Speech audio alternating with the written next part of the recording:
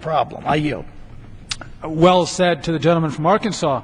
You know, and jobs have been a key component of the debates here in this House, because there is a 9.2% unemployment rate, and the effective rate is far higher. Those who have actually stopped looking for work or those who are underemployed.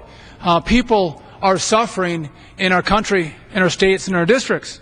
And we have seen what proposals have come out from the other side of the aisle. Let's take a walk down memory lane. They told us that PAPACA or Obamacare was going to create jobs.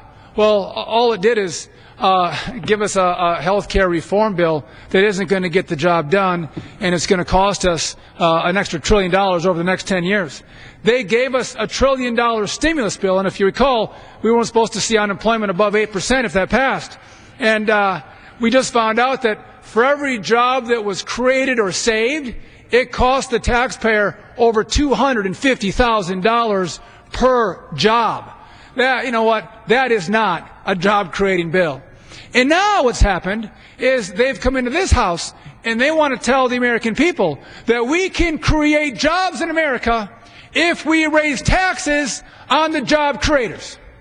I'm telling you what, you ask any economist. You just use our common sense to raise taxes on job creators, to take money away from them, money that they don't have to reinvest in their businesses, to re-innovate, and to think that they're going to create jobs when they have less money. It doesn't make any economic sense. You raise taxes on your job creators and you have less jobs. And if you have less jobs, you have less people paying taxes. And less people paying taxes, you have less money coming in to the federal coffers. Let's put America back to work.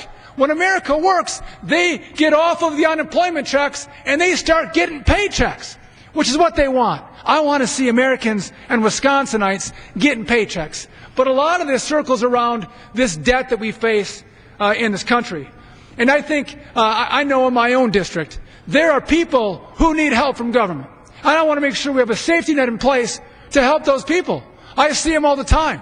They need help from their government. And I want to make sure that we're there to provide that assistance that they need. Or those who fall in hard times. I want to make sure we have a safety net in place to help them. Let me tell you what, if we continue to borrow and spend this way, there isn't going to be money for those who need the most help. Look to Greece. If you want to see America's future, if we stay on this current course, look to Greece.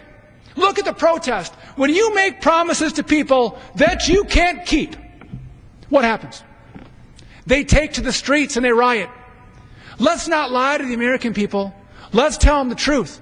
Let's not let Greece be America's future. Let's make sure we have a great and prosperous country, the same that our forefathers passed off to us. But to have that, it means that we have to fight for it, because the status quo is this: massive debt, and with that massive debt, you have Greece-like riots in your streets. That's unacceptable.